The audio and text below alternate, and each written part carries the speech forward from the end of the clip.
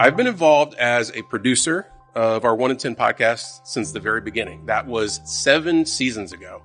I think this was just a little project that we started right at the very beginning, and we weren't quite sure where it would go, but now there have been 187,000 listens, and that's just on the podcast platforms. We started putting it on YouTube, and some of those episodes have gone 100,000 episodes, and some of those listeners are really important to us to get to those demographics as well.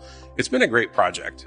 Part of the reason that Teresa asked me to come up and introduce her is because this is the 4th time that we've done this, that we've had a conference keynote session that we've turned into a live episode.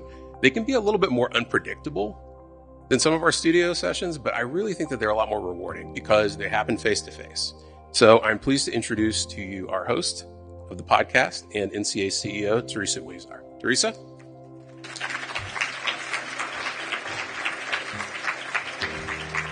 It's so good to be with you. This is always like a giant family reunion. I just absolutely love the Leadership Conference and seeing all of you, your inspiring faces, your inspiring stories, and you're about to hear from 3 other super inspiring people as well. It doesn't come amiss that this conference is named Everyday Champions because all of you are champions and you're about to hear from 3 other champions. And so it's my pleasure to introduce them. And then I'm going to tell you a little bit about, as they join me on stage, a little bit about why we decided to hold the panel that we're holding on the topic that we're holding it. Survivorship and the involvement of survivors in our work is really a growing area. And it's just critically important. And it's so exciting to think about the fact that now, because children's advocacy centers are about 40 years old, there are more than 3 million adults who went through children's advocacy centers as children. And those individuals are out there living their best lives in most cases. And so many of them are involved at the local level. We know that, serving on boards, serving on fundraising committees, volunteering in some way, supporting us through their advocacy work. And it's time to really talk about how do we make sure, whether they came through a CAC or didn't come through a CAC, that we're working with them, honoring their stories, and doing that in a way that is respectful, non-traumatizing, ethical, and all of those things. So we have 3 experts to talk with us today about that, starting with Jenna Quinn. So many of you know Jenna because she's been to your own conference, but she is a nationally recognized keynote speaker, author, and passionate survivor voice for victim advocacy.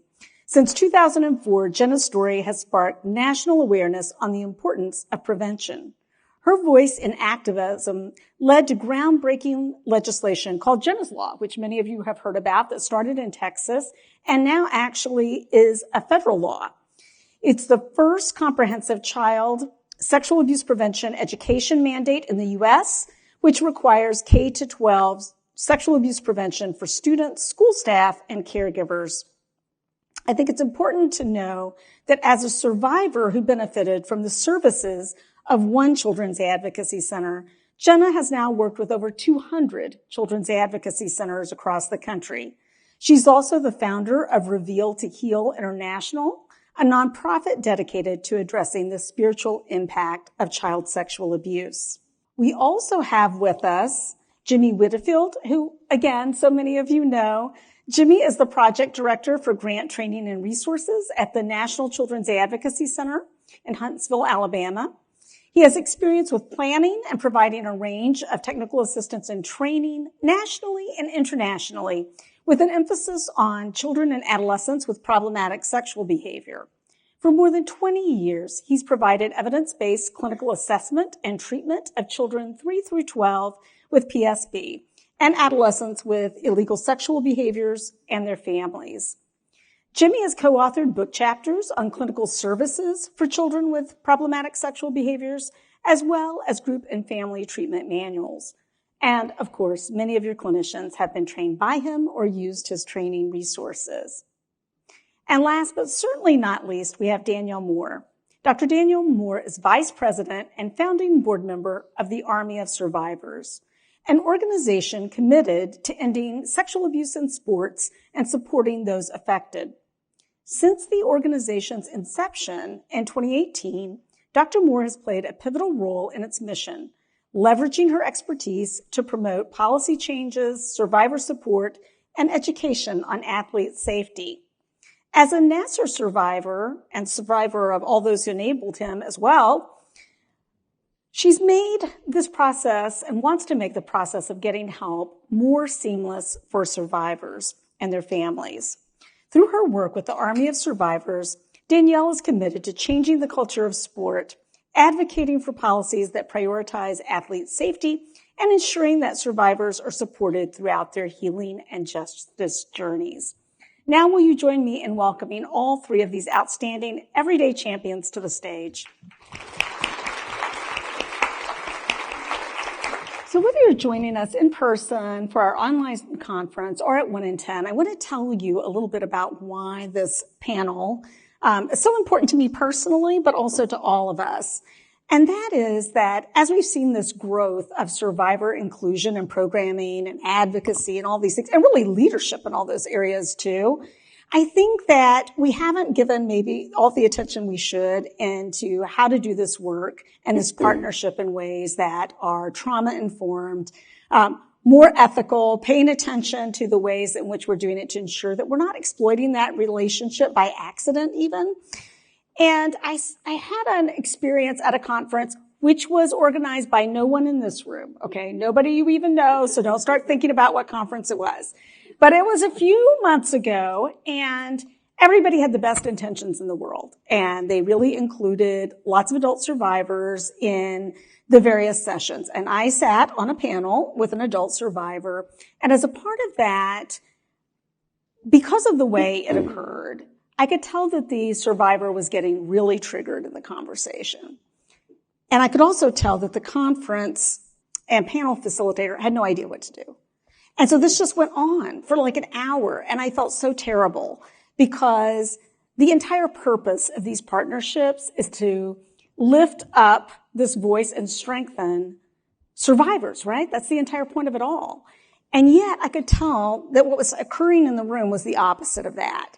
And so as we were thinking about this conference and the conference planning, I thought it's really time to have that conversation as a movement, that we want to have this partnership, but we also want it to be healthy and good for everyone who's a part of it. So thank you for joining in and being a part of what I think is going to be a really important conversation. And the place I want to start this conversation is about how you each decided that you were going to essentially go public. Now, some of that was taken out of your hands depending on what happened, right? But at the same time, there was a period of time in which your family was aware you were a survivor, your friends, maybe even the media had commented on this, but honestly, that would have gone away after some period of time. But you decided in a conscious way to say, I'm going to use what has happened to me. I'm going to use this experience and my voice to do something more meaningful. And what I want to invite this conversation to be about, to start with, is how did you make that decision? What motivated? How did you think about it? And Jenna, maybe I'll just start with you because you're closest, and then I'll give everybody an opportunity to weigh in. No, I think it's a very essential conversation that we're having today. And for me personally, some of you are familiar with my story and some of you may not be. But for me, it was never my desire to be intentional to share my story in the first place. It was not a desire that I had. And so for me, it was really a twofold decision.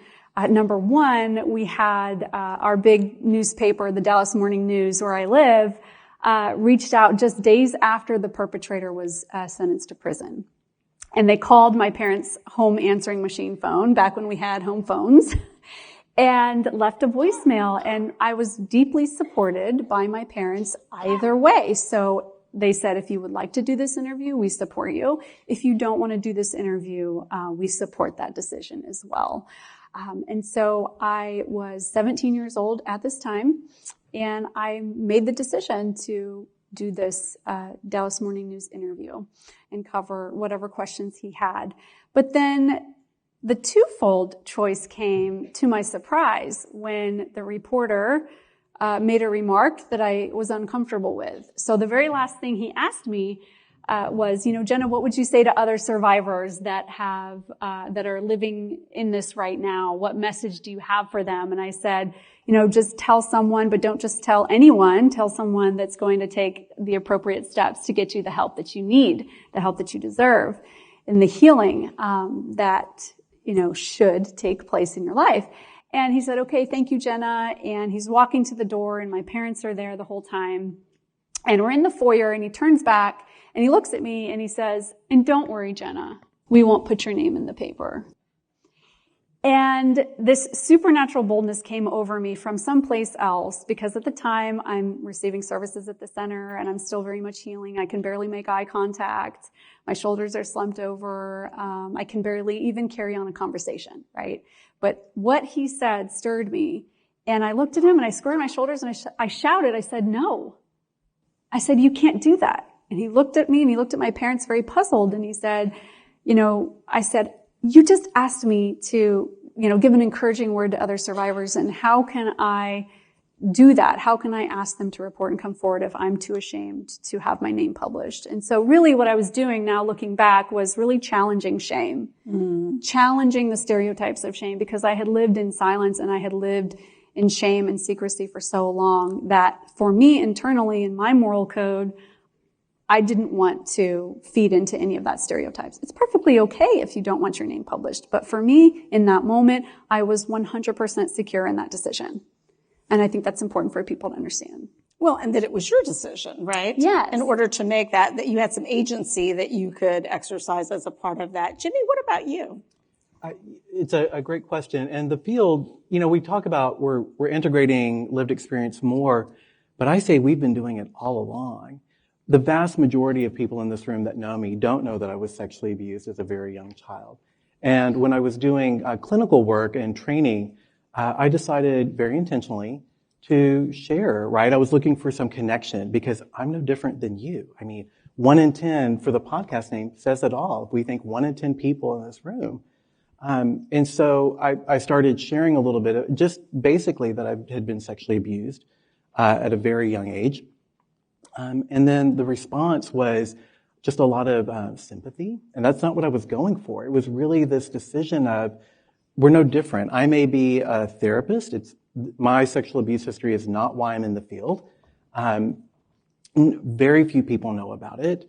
And then I stopped sharing. I stopped saying it because it just became, oh, I'm so sorry that this was your experience. I'm like, I'm not looking for that. I'm looking for, I am no different than many of the kids that we're treating, or their caregivers, or the professionals that we work with, that I am just as much a part of this community. And lived experience for me also branches into marginalized identity as well. And that became so much more of a focus in the work I was doing. So it was a moment of trying to decide, when is it good for me to share, to have that connection, and to have that relationship, because that's really important to me. And when is it my time to take a step back and really then focus on the kids that we're serving, and more so the professionals. More recently, the Victims of Child Abuse Act partnership and our work has a small work group on lived experience. And many of us have shared what our experiences have been as victims of abuse, or again, other types of identities. And really making it intentional and wanting to identify that in other professionals and the work that we do, because again, 1 in 10, that's a lot of of who we're working with and who we're working for, not only just those that we're serving. It's interesting. Jenna, you were talking about your motivation. It came from this place of reacting to, sort of anti-shame, right? Anti-shaming, saying I'm pushing back on that. And Jimmy, you're talking about not willing to be being othered, essentially, by it, right? And so I'm curious, Danielle, what it was for you. Honestly, I don't think I thought through the whole thing. Prior to giving my victim impact statement, which is when I first went public, I was anonymous, so I was just listed as a number. I think I was honestly driven by anger to stand up and show that I was strong despite, still healing and going through the process and, still being very symptomatic. So when I gave my statement, I knew that there was going to be media there. I knew that our case was receiving a lot of attention, but I wasn't prepared for the amount. I wasn't prepared for the cameras in your face, the reporters coming up to you afterwards, being very pushy, wanting to get the story. So I was not prepared at all.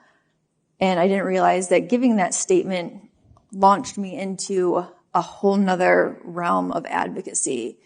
But I really wanted to show that I was, mostly to myself, that I was strong and that I wasn't just a number.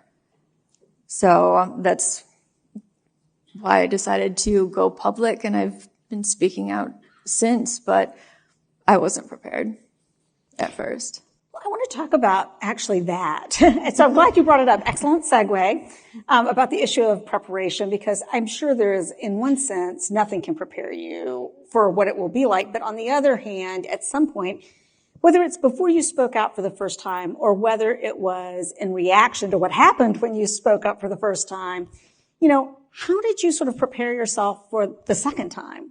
Because it seems to me that that's really the most intentional act. Wasn't necessarily the first moment you decided to do it, but when you saw what happened with that, and then you're like, you know what, I'm not going to stop. I'm going to continue on. What prepared you for that, if anything did? I don't want to assume that anything did, but if something did, what was it? I think for me, that initial moment, I was deeply supported and, in a sense, personally ready by being so convinced of my decision. And that profound support is not a small thing. It's not something that should be minimized. I'm grateful that I had, at this point, from the time I made my outcry to the trial and the prison sentence, I had been, going through the services of the Advocacy Center. So I had the individual counseling, I had group counseling with other girls, I had the court preparation services. And so I was deeply supported. I felt that support. And for me, support equals readiness. Because without that support, where is the sense of validation? Because you can't look to the general public to validate your story. That's not where you should look for validation. And so I knew the Advocacy Center validated, confirmed, honored the truth of what had happened to me.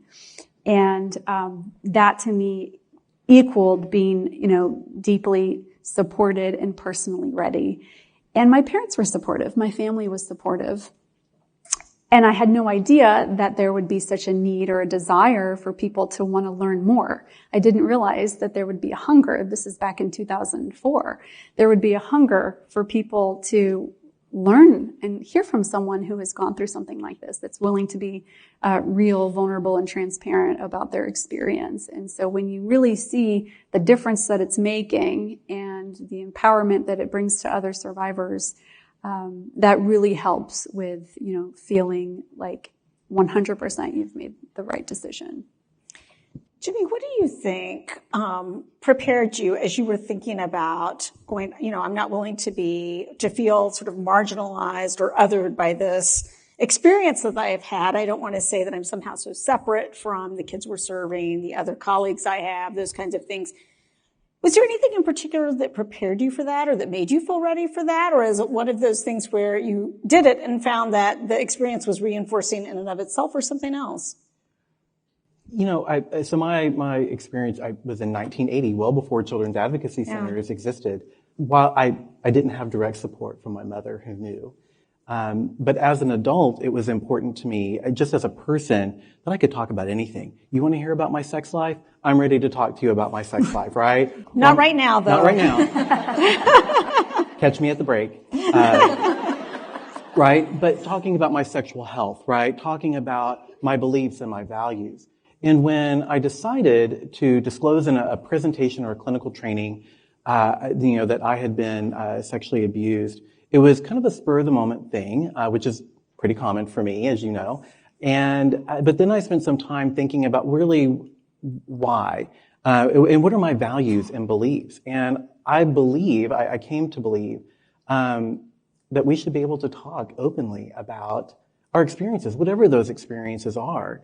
And, so much of abuse is still not talked about. It is still stigmatized. That's certainly been my experience with children and teens who initiate sexual harm. Nobody wants to talk about those kids.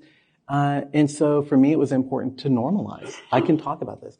If I can talk to you about having lower back pain, we were talking about, I should be able to talk about these experiences and do it in a way that isn't, so many of you know the term sliming, right? I don't need to go into detail, but we can have these conversations and we can make that connection. So for me, it was try it. I had that sympathy response, so I pulled back a little bit and I really reflected on what's important to me and why is this important to the work I do and the people that I work with and for.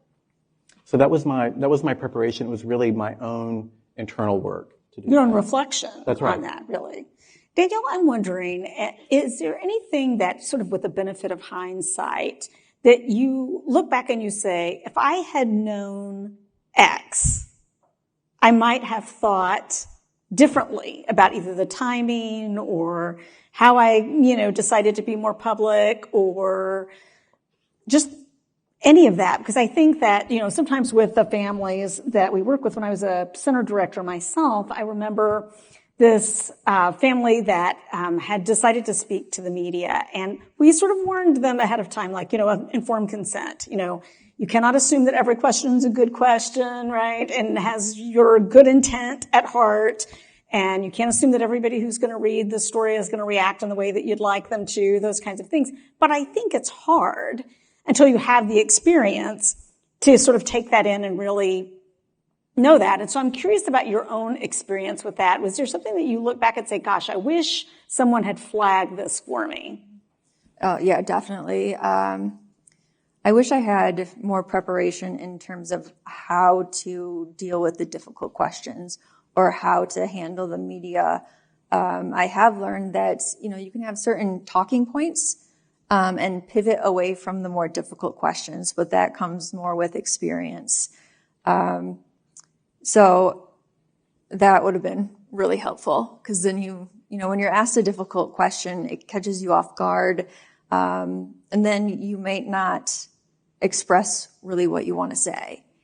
Looking back, and I give this advice to others who are thinking about, coming forward and sharing their story. Sometimes they feel like they have this obligation to share. They see other people doing it and they feel like they need to do that as well. So reflecting on that like internal drive versus like an obligation to do so. And I always give the advice that, if you want to speak out, if this is not what you want to talk about, or if you're a little concerned, there's so many other causes to advocate for that you can put that effort into those causes. So you don't have to necessarily be an advocate for, what happened to you. But you can use that energy to still do good. Danielle, you're raising such, I think, a valuable point, which is, I think that I have heard from so many survivors that they feel this tremendous drive to make sure that this thing doesn't happen to other children, right? That this is a major motivating factor for their decision making around this. But it's a good point that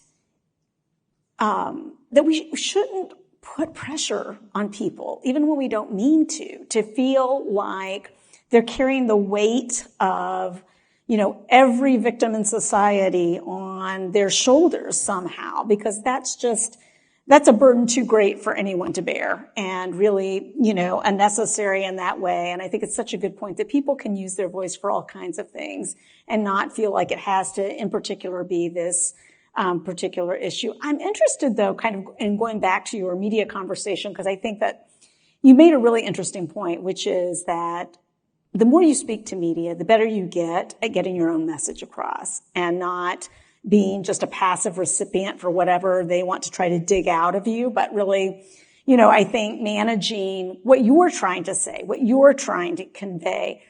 But as you say, this takes some training, and I think many CACs have an adult survivor or group of survivors that have said that they're willing to speak out, they're willing to talk to media, and because, obviously we're not going to put the kids out there for any of that. And I'm curious about what your advice is about the way to approach shaping your own message and managing those pivots, because I think that kind of training, honestly, could be really helpful. First of all, the CAC leaders themselves, but secondly, if an adult survivor is willing to speak up and out on behalf of these issues, I think that's really practical help that a CAC could bring to bear for them. Yes, 100%. I would remind survivors that they are in control of their narrative. They don't have to answer certain questions. They can, say pass or, and that's hard to do when somebody's, asking you a direct question. Usually it requires an answer, but you don't have to answer the question. That's what editing rooms are for. They can pass over that. And I would also say practice, lots of practice. You can look at other interviews, see how they went from other individuals, see the difficult questions, or even think through them yourself. Get some of your support people to kind of walk through what the interview might look like and practice. Also write down a few talking points. You can, keep it with you if you'd like. And stick to those. And that's your guideline. And you don't have to stray from that. I think what you can think about too is the way in which politicians do this, right? Yes. Like any interview of a politician, they are there to get their talking points across and to pivot any question back to their talking points. So even if you don't have the benefit of looking at survivor interviews for this, I think, honestly, any politician interview will be its own instructive advice on how to pivot. So I'm just wondering, though, is there anything, and speak up whoever wants to talk about this, is there anything that with the benefit of hindsight you wish someone had said to you before you decided to do your first interview or speak out?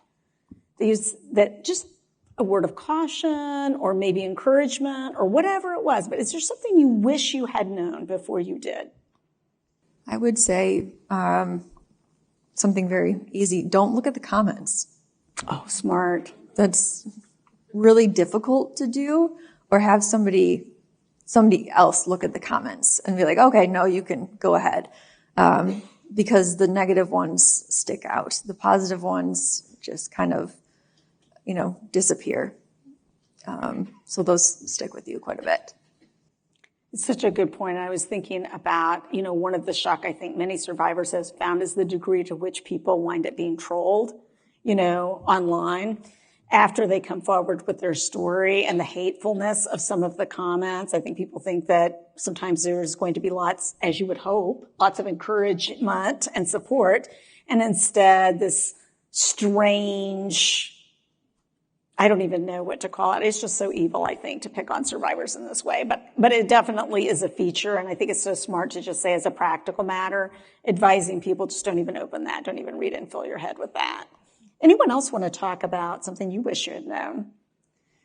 I think it's important for survivors to know that, I tell survivors this all the time. There's no, quote, deadline to have to share. Yeah. It's okay if it takes years to be able to share or say no to one interview or say yes to this one, like giving them the power, that personal control back to say, I'm not going to do this interview at this time right now. But if one comes along in 6 months, maybe I'll do that one and, I'll choose on my own terms. And so I think it's really important for survivors to understand that they share their stories in their own terms, in their own personal deadlines. And, it should be through personal empowerment and not because they feel pressure. Yeah. So important that, I think that, when the reporter calls, it feels like, oh, I'm on deadline. It's like, well, it's not my deadline, is it? That's right. Jimmy, I saw you look like you wanted to comment as well. I think for me, just someone to have told me just to be authentic, right? Be who you are. There's no expectation for you to be anything else, right? And, when I see people share their stories, and I've seen that go horribly wrong, Teresa, as you have, and it seemed like there was an image they were trying to present, right? That they've got to look somehow calm about it and professional in a way, and sharing this really poignant story. And I think those things are important, but then we lose who we are as individuals. And I had someone tell me, just you be you up there, whatever that is. And I think having a group of people, because I did this on my own. I was not checking in with anybody. I was not, I didn't talk to my partner before I did this. My family, we don't talk about this in my family at all. So it was on me, and that was really my choice. I could have reached out to others. So be authentic and have a good support system around you. Like my new friends and colleagues on the panel are saying, having that kind of group support, so you don't have to do it alone. I want to pivot now a little bit to talking about the ethics of all of this, because I think that's a piece that maybe has been under-discussed and it's ripe for discussion. And I want to start in the place that, one of the things that I have a question in my own mind about and some concern about is whether when you were asked to speak up by someone, whether it's a reporter or in a public speaking setting or whatever, I worry, let me put it that way, I worry that survivors are put in a place where they feel that they're almost expected to recount their trauma narrative in some way. And I'd like to just, I don't know if you feel that or not ever, so I don't want to assume on your behalf, but I have definitely been in settings where I felt like there was this sort of unspoken pressure. And I want to talk about that because that feels to me coercive. Like there's something about that I can't exactly put my finger on, but it bothers me, just sort of like, how would I like it if someone asked me to recount something so deeply personal and just sort of expected me to talk about that with some level of detail and these other things? And so has that, first of all, am I just being oversensitive here? Like, is that just not happening and I'm making this up? In which case we'll move on to the next question. Or is there something that's worth exploring about how to do this in a more ethical way than maybe, and I'm not talking about anybody specific in this room or even just the CAC movement, but what the public is expecting when a survivor comes forward? And I'm just lobbing that out to the group. I think there's an expectation. Many people find it inspirational to hear someone's story and the details. I don't need to hear that. I've been in the field 20 plus years. These are the children that I work with or when I was doing clinical work every day. But I think we as a society have come to expect, we should know your story. Your stories were very public in the news, and that's so common in what we see in media, that then it becomes the norm for those cases locally, right, that aren't going to be on the media. But there are still interviews or as they're meeting people. I think it can be exploitive. I do like your term, Teresa, in terms of it being coercive, not maliciously coercive, but it's expected. And moving away from that, particularly for those people that are not ready or are still having a lot of potentially symptoms, or it's just a bad memory they don't want to talk in detail about. How we can help change this cultural expectation to, I don't need to hear your details. What do I need to know, though, from your experience? What is important for change or to support others, right? Just as other people have said on the panel. Yeah, Teresa, what you were saying, I call that emotional bait. So it's, in terms of just ethics, you need to look at, when you're asking a survivor to speak, what is the actual purpose? Is it for fundraising? Is it marketing? Is it to raise awareness? And not just using this survivor as a testimonial. You need to invite them into the conversation. There needs to be other opportunities to participate, whether it's like advisory boards or consultation.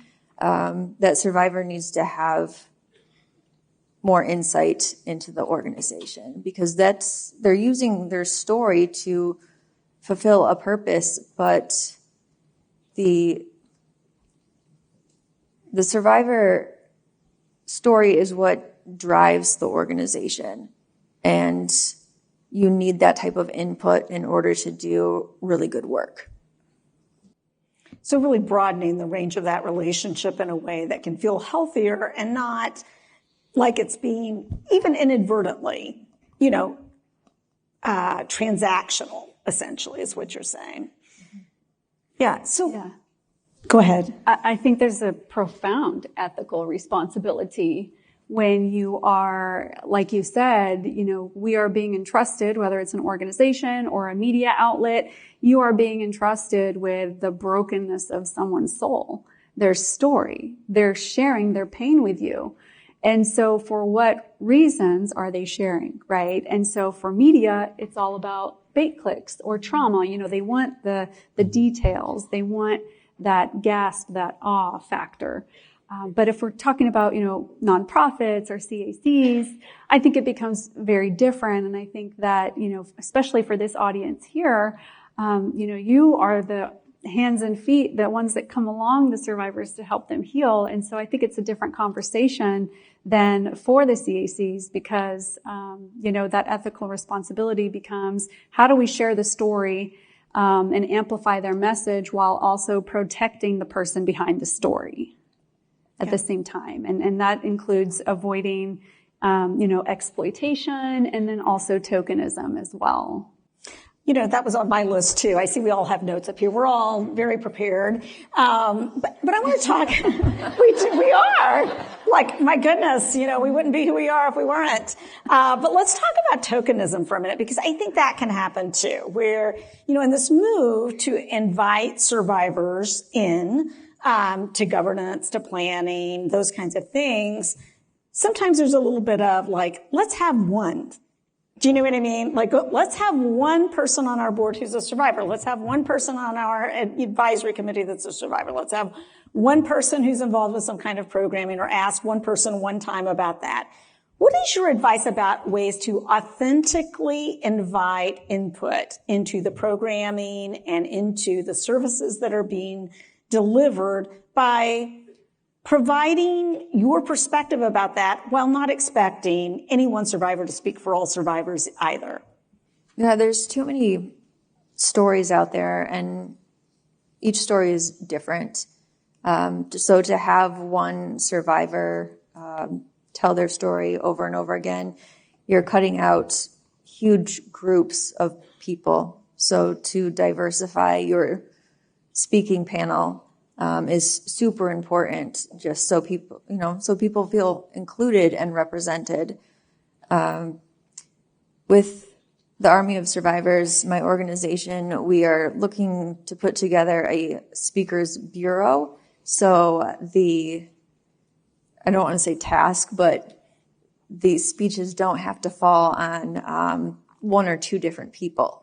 And we can kind of spread it out, and that way we're getting diverse perspectives as well. Such a good idea to have a speakers bureau in that way. Anything else that's been a part of your experience, Jenna or Jimmy? When I was a part of another organization, the National Center on Sexual Behavior of Youth, we pulled together a parent partnership board of caregivers of children and teens who had had problematic sexual behavior and had gone through treatment. And so while not specific to my own experience or child maltreatment, these were still youth involved in child sexual abuse. And we asked their caregivers what they wanted to contribute. So really just giving them that power. They all agreed they weren't there to tell their story, but they just wanted to share about their experience. And then they each took on different things. Some wanted to be involved in reviewing materials. Others wanted to be involved in giving opinions maybe on marketing. And really just allowing people with lived experience, whatever that experience is, they get to make those decisions on what to contribute. And so if it's having someone be a part of your board, I think a good question would be, why is this important to you? What would you like to see accomplished by your participation as someone with lived experience? And then really integrating that into the purpose of whatever they're joining. We've talked a little bit about issues of tokenism, not doing things that are exploitive, those kinds of things. Are there other ethical considerations that maybe I haven't thought of, but you've been thinking about since we first put together the panel and said, this is something we really want to address? I think there's so many. We could probably do another hour just on, ethical best practices for utilizing and amplifying survivor voices. But I think that, informed consent, I think you mentioned it before, is really critical, because if I am going to enter into this partnership, whether it's a board position or coming to speak at a fundraiser or, conference, or even this, Q&A panel, make sure that there is ongoing communication on, here is, you choose, you can control what's told in your story, what's not told. You don't have to share everything. Don't feel pressure to share everything. And then also making sure, they understand the purpose, the reason, what the story is going to be shared for. That way that preserves the dignity, and there's complete transparency as far as what they are entering into and what they can expect. And if they have questions, that should be encouraged as well, as far as, well, I'm not sure about this, or I'm uncomfortable with this.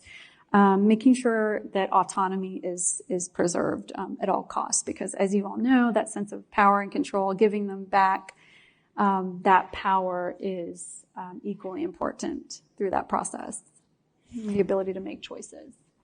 One of the things, that's an excellent segue into another one of the things I wanted to talk a little bit about, which is, how do we make sure that the work that we're doing in inviting and amplifying survivor voice is really trauma-informed? I mean, we pride ourselves on being trauma-informed with kids, and certainly with caregivers when they're in our children's advocacy centers.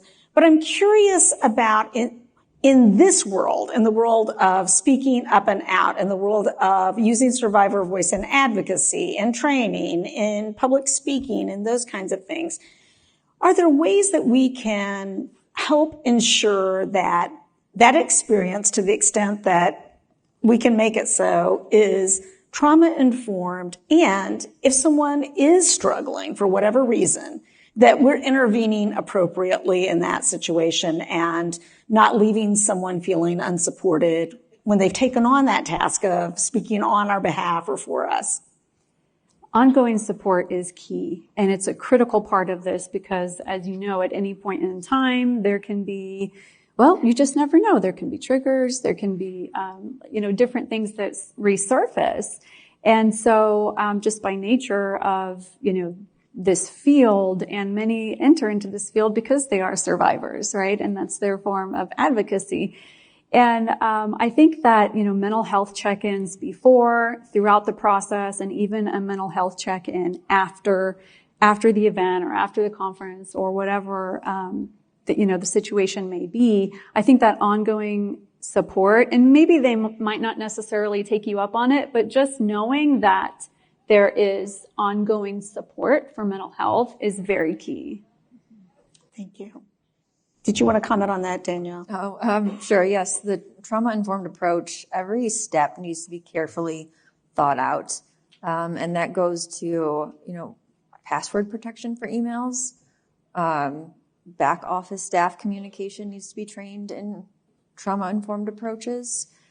There needs to be that constant communication and constant transparency about what is going to happen, what is happening. Like Jenna said, having those check-ins, even though, survivors might not use it, that communication pipeline is open, and that's important. And then offering, flexibility in terms of the communication. There's an email, late at night, and I emailed some of the organizers yesterday. I just had a quick comment, and they emailed me right back, and it was great. And then, in addition, if a survivor wants to back out, not having negative consequences for that, there's a reason they're doing that, and to kind of be prepared for that, or to have a backup, or be able to talk with the survivor about reasons why, and get feedback on, could we have done something differently? And then if you're helping a survivor with a third party, screen that third party. Make sure they're trauma informed. Make sure the questions they'll be asking, and be that buffer for the survivor. And as you guys were talking, one of the things that I was just thinking about was the degree to which what we're really talking about is about building a trusting relationship and doing things as children's advocacy centers, as a movement, that not only with kids, but with the adult survivors, we're continuously reinforcing that trust. And we know how to do that with kids, so we know how to do it. And can do it with adults. It's just like taking that extra step to think about some of those things, right? And remind ourselves that we can't just assume that people are okay. And to your point, someone could, for whatever reason that we may not even know, feel like today I cannot do this. And we've got to be able to be okay with that and be supportive and all the things we are, if that happens. So I'm just wondering, often, and I'm going to ask you in a minute about this, but often we talk about sort of negative variance, like what went wrong, right? But we don't often talk about positive variance, like an example of something that went really right. But now I'm going to ask you about that because I think it's important when we're thinking about, okay, well, what does this mean as a practical level and not just theoretical? What does it look like when you are partnered with, whether it's with media, whether it's advocacy, whether it's by a children's advocacy center or whatever? I'd like to just hear an example of a time when it went really right. And then what about that made it really right? I had an experience, again, presenting or training. I think it was a presentation at a conference. And someone came up to me afterwards and said, thank you. Thank you for sharing your story. And again, not details, but just, that I'd had this experience. And they zeroed in on the authenticity of it. And they're like, I have my own abuse history, and so then I'm hearing about theirs and kind of what their struggles are. And we just had a great conversation. And so, again, I'll take it back to that authenticity and that really helped one person. And if I've learned anything more recently, is that for every ripple that we create, even if it's that one person, because we talk about if we can just save one child, if we can just help one person, that ripples out. And it was such a beautiful thing to see, right? And then that person carries that forward. Yeah, I've had similar experiences, luckily. I was giving a talk about, more specifically about my story to a group of college students, and I was able to completely control the narrative. They gave like a very general topic, and then I was the one that narrowed it down. Obviously tailored to the specific audience, but I had that complete control. And they offered a lot of space for, especially the audience being so young, having lots of crisis counselors, very visible, and having, luckily, a lot of time afterwards, because I was approached by many individuals that wanted to share their story or just say thank you or whatnot. And that was available to those students. And we all had like a separate space for it as well. So there is a sense of privacy. So. Lots of support and then privacy for any private conversations.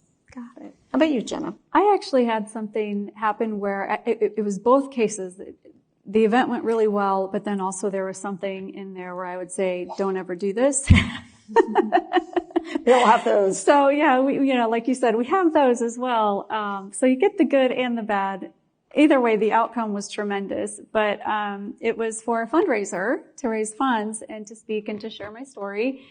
And it was a good process because, we had talked about what I was going to say. I had showed them the script, and we were all informed consent for both parties, right? Like, I'm not going to say anything that's going to surprise you. You entrusted me with your audience, so I'm going to give full disclosure on what I'm saying, and I would expect that on your end as well. And so we have the script, and it was going to be a wonderful event, communication, support, everything. Well, during the day of, mic check, we had mic check, and there was a third party there. So this is what reminded me, because you mentioned a third party, for sound, right? And so we're doing the mic check and the sound, and it was a little bit of a rehearsal, but the man that was there was trying to coach me on how to say my own story. Oh dear. Yes. And, literally coaching, he would be like, now pause, and then say, now when I told my parents, da-da-da. And I said, I'm sorry, I'm not comfortable with this. This is authentic. I would never want to be coached on how to share this. It's got to be authentic. It's got to be real. Everything down to the rhythm of my heart. This has got to be complete genuine. I don't want to be coached on this. And so, but he really wanted to have his That was nervy. input. I'm just going to say that. That was so nervy. No, it is. But you think about that because there's a balance, because preparedness is important. So you want them to be prepared. You want them to feel ready. And this group didn't even know that this was happening, that this person, that we're just doing a mic check. And I was caught by surprise by this sort of coaching. And it was just very odd, very uncomfortable. And so I said, I'm sorry, I've done this before. With all due respect, I don't want to be coached through this. Either way, it was a beautiful event. It was tremendous. And, it was just, we had done all the right things, but then there was something that came in right at the last minute that really caught me off guard. And I thought, no, you don't want to over-prepare or over-coach someone on how to share their story too. I think that's really important. Well, and I really appreciate you speaking up too and just pushing back on that. Thanks, but I think I'm the expert on my own story. Appreciate that input there. I'm wondering though, that's a kind of a good segue into the next question, which is sort of like cautionary tales. Thinking about, and I don't want you to necessarily feel like you have to tell about something that went horribly wrong, but just something where you're like, gosh, if I had a piece of advice about what not to do, this is just really a place you don't want to go. And anything that pops to mind where you're like, not so much. I did a interview that was posted on YouTube, and for me, the caption was a little triggering. I don't know if it was like that for others. It probably wasn't. But in terms of advice, the person speaking should have, final say in anything that is released in terms of, pictures and even the hashtags used, even the small things. I've made the mistake of not asking what picture they've been using. And there's a horrible picture of myself walking out of the courtroom, and I'm just a mess. And it keeps being used. I'm I wish I would have, screened that, because now it's all out there. So yeah, that's something that narrative you can control. Oh. Teresa's like, where to start? Where have I gotten in trouble before, Teresa? My use of humor. And dark humor in particular. I'm seeing all of your head shake when I say dark humor, because you are all grossly inappropriate people. Right? But I use humor as my own emotional regulation. I use humor to make content easier for people to hear. And I skirt a line. And when it comes to even talking about my own experiences, whatever those are, I am not doing well in some points just because I'm anxious or nervous. And then my dark humor comes across as callous, as not being sensitive to other victims and survivors. And that's not my intent. I am just caught up in a moment. So that's my kind of cautionary tale, is that I think that people that are sharing their lived experience may get caught up in the emotionality of it, and then something comes out. And for me, it's going to be an off-color joke or comment that's intended to engage, but has now come across as an insult or offensive. And being able to give myself some grace and compassion there, and asking for other people as well in the audience. I know I'm not everybody's favorite. I'm working on that. But it's even those people that do get very upset, and I've gotten that feedback. It needs to be constructive feedback. And so when we make that misstep, whatever that is, we're human. And I have to remember to give myself that pep talk sometimes. So it's just remembering, again, my own emotional regulation, where I'm likely to stray, and then trying to keep it reined in. I was going to add, please don't Google that picture. Everybody immediately does. That's so true. Let's That's not true. do that. So true. Wait a minute. I already have it on my watch, Right. Danielle. Yeah. It's right here. Yeah. Wow. Danielle, everybody's Googling the photo, and Jimmy, everybody's trying to figure out what you said. Right. So, that is just human nature in these scenarios. So I'm wondering, if you had 3 things that you're like, CCs, this is what I'm saying. When you are working with a survivor, these are the tips. These are not that there's not a million you could say, but just narrowing it down from the 10 pages to a couple of things. What are the most important things that you want folks here just to take away from the conversation and be like, these are the things that, as principles, we're really going to take away in working with folks, knowing that every situation is different? No pressure on that big question, by the way.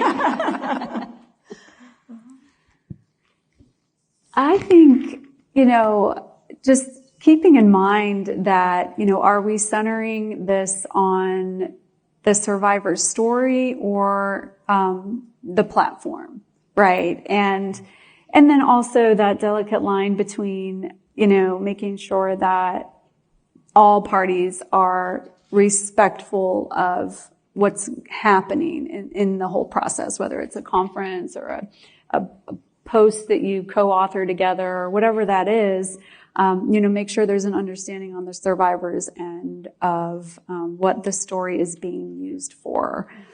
I think that's very important. What immediately comes to mind for me is, we all say, everyone's story is unique. And that's just become almost trite, I think, to say. But don't make assumptions about people. People assume that, Jimmy, you're a clinician because you were sexually abused. You're gay because you were sexually abused. You're this because you're sexually abused. I'm none of that. I'm all of that. I'm some of it. So don't make any assumptions. We all come as we are as individuals. We all have our own backstory. I have other experiences in my life that make me who I am and drive me to do the things that I do. So not making those assumptions and just be open, be curious about other people. I think we can come with some knowledge, right? We know, a lot of things about child sexual abuse and other forms of maltreatment and trauma and adversity, that we can have that kind of as a foundation, but we also need to keep that in check and be like, oh, this isn't you. Okay. If you're willing to tell me a little bit more about you. And maybe that's a second thing. Not everyone with lived experience is an expert. And I may be out of sync with most people's thought there. Just because I was sexually abused does not make me an expert in it. But other people are. Other people have had different experiences and made different decisions. And so just taking people for who they are, and who they want to be and where they want to go. Danielle? I would say focus on uplifting that survivor in a trauma-informed approach. And if you're doing that, then you're going to give that survivor a springboard to share their story authentically and to really have that impact. Well, now I'm going to ask you the big question that's at the end of almost every podcast interview, which is there anything else I should have asked you but didn't? And this is where it's dangerous because they really do have 10 pages of notes. Or anything else that you wanted to make sure that we talked about today. So this is your something that you thought was critically important, but maybe we haven't gotten to it yet. Let me check. Read through those notes. Page 15. Yeah, exactly. Point A, point B. I think that in all of this, looking at the big picture for both organizations and survivors to understand is, healing first, advocacy second. And I believe that advocacy work should not be a substitute for healing. It should be a fruit of it. Yes. Because sometimes survivors might feel pressure that they have to feel have to tell their stories, like you said. And there's no deadline for that. And there should be zero pressure. Actually, when you're ready to tell your story is when you feel zero pressure and you're 100% secure. This is who I am and this is this is what I went through and this is my story. And so I think there's been a lot of misconceptions about, oh, well, I don't think I'm healed unless I'm out there and I'm speaking and I'm advocating. But there's a lot of ways to contribute for your own healing and for society. I mean, surviving abuse in and of itself that's your story. You're contributing to society when you're healthy and you have well-being and you're able to thrive in your own life and in your relationships and in your family and in your community. Surviving is enough. And there's a lot of ways to contribute. You can be an incredible engineer. You can be an artist. You can be a writer. You can be a filmmaker. You can be a counselor. You can be a victim advocate. And so I always want to encourage other survivors that it can look a number of different ways.